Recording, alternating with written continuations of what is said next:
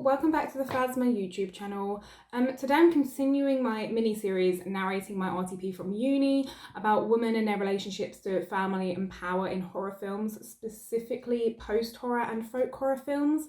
And today I'm talking about the 2018 remake of Suspiria and how Luca Guandagnino didn't quite hit the mark where feminism is concerned. And so today's official title is Suspiria, Motherhood and Female Relationships in a Woke World. Today I'm having issues with my mic, so I've had to record through the camera sound. So if there's any background noise, I'm really sorry. I'll try and edit it as best I can, but just a little disclaimer for you. Anyways, I'll begin.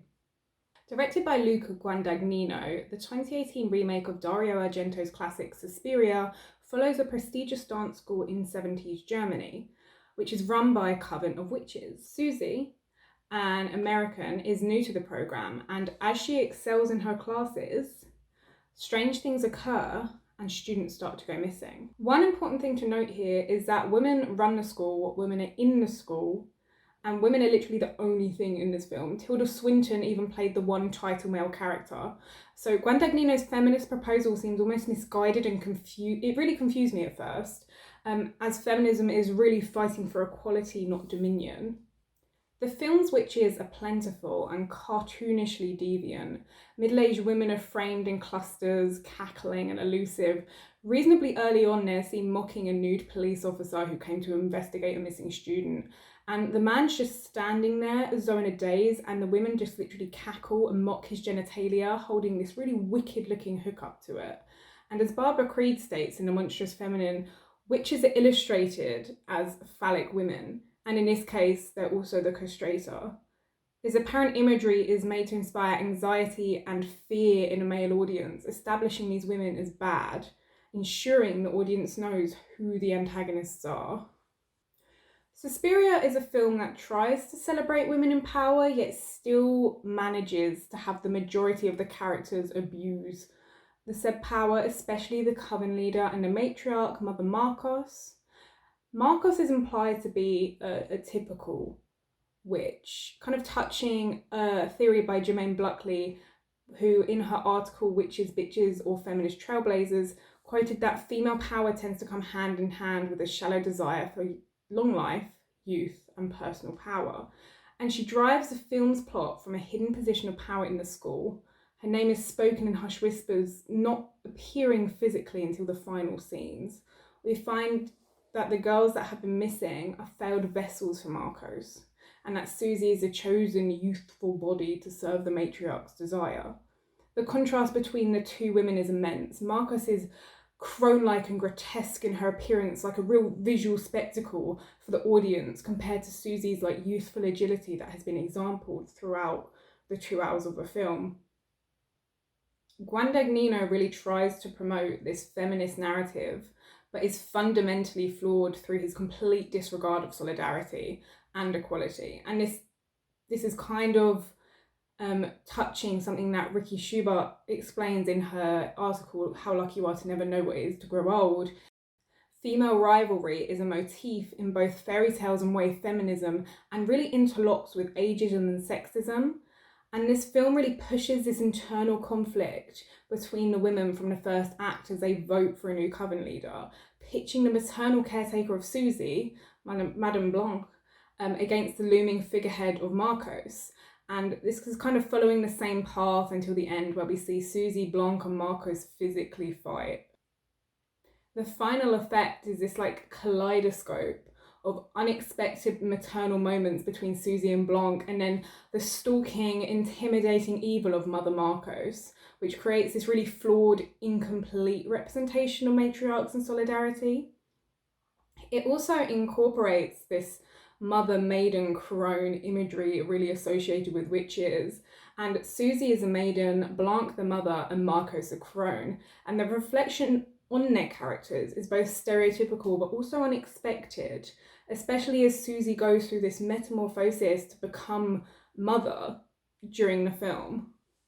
The graduation from maiden to mother is really navigated through Susie's sexual awakening within her own body, and this is illustrated through her dancing. In the beginning of the film, she is introduced as untrained and inexperienced, and really following her own breath and heartbeat in a dance reminiscent of kind of this contemporary expressionism. And it's something almost tribal. They say there's some Indonesian roots in the choreography, but it's really almost like she's just following where her breath is taking her. And as she begins to dance with the other students in the group, her movement becomes a lot more sensual and hypnotic. And as time passes, she wears less clothing, and her hair, which starts off like bound in braids, just loose and flowing.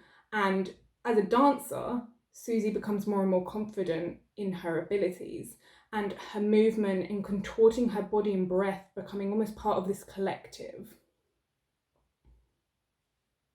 As she embraces this carnal sensuality, you also see her in less and less clothing. From the first time she dances, she wears a tracksuit, and in the last rehearsal, you just see her wearing this rust-coloured leotard and really short shorts.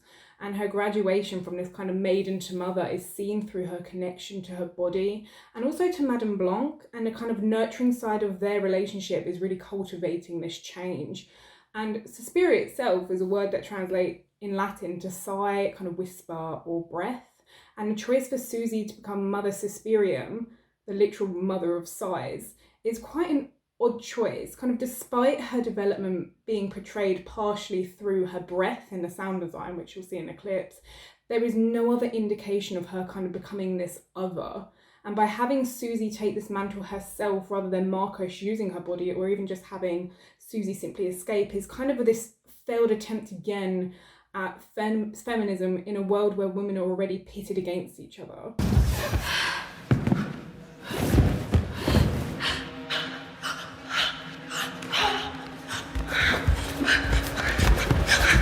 Susie taking up the mantle makes the mother a young woman, promoting this idea of kind of like young taking over the old. And this displacement is dropped through the film with improvisations about rebirth and this kind of background conflict as well. And where Suspiria proposes a really interesting commentary about motherhood, it still lacks a progressive representation that would elevate it. The recurring theme of women in charge is predominantly abusing power, and in a world where matriarchs are feared and demonised, that only further pushes this negative representation. And Rhona Berenstein quoted that women as monster is empowering, whilst also recognising that images also signal male anxiety about a powerful woman. The male audience and production teams are less reluctant to place a powerful woman in a film, as she is someone they may know personally. But then linking back again to Buckley's quote, this not only highlights an inescapable label and misogynistic ideal surrounding the witch, but it also exposes this age-old sexism that still prevails. And Mary Beard has written about how Western ideology situates women as outsiders to power. So women who are influential are presented as being taking something that doesn't actually belong to them.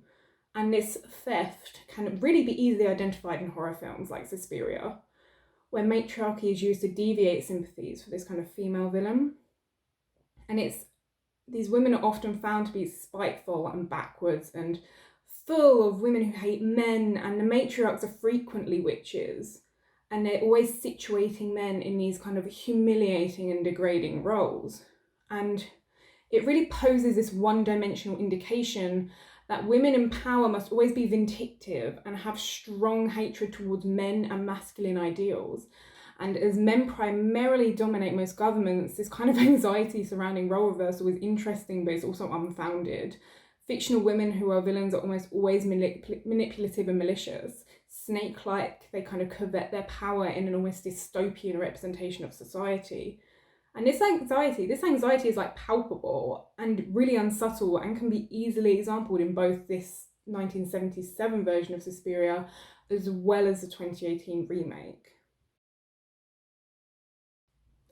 This is where I'm going to end it today. Just like my Hereditary video, I am going to pop a little manuscript down on my blog if you want to read through instead of listen. Please check out Phasma blog and my podcast. I've got new episodes every Thursday. Yeah, thanks so much for listening to the end. If you've got any comments or anything, please feel free to get in touch. I've got all my socials linked below, or you can just comment on the video. Like and subscribe for more content like this. This is part 2 of a series. And I hope that I will get part 3 to you soon, and just thanks again, like and subscribe, all that jazz.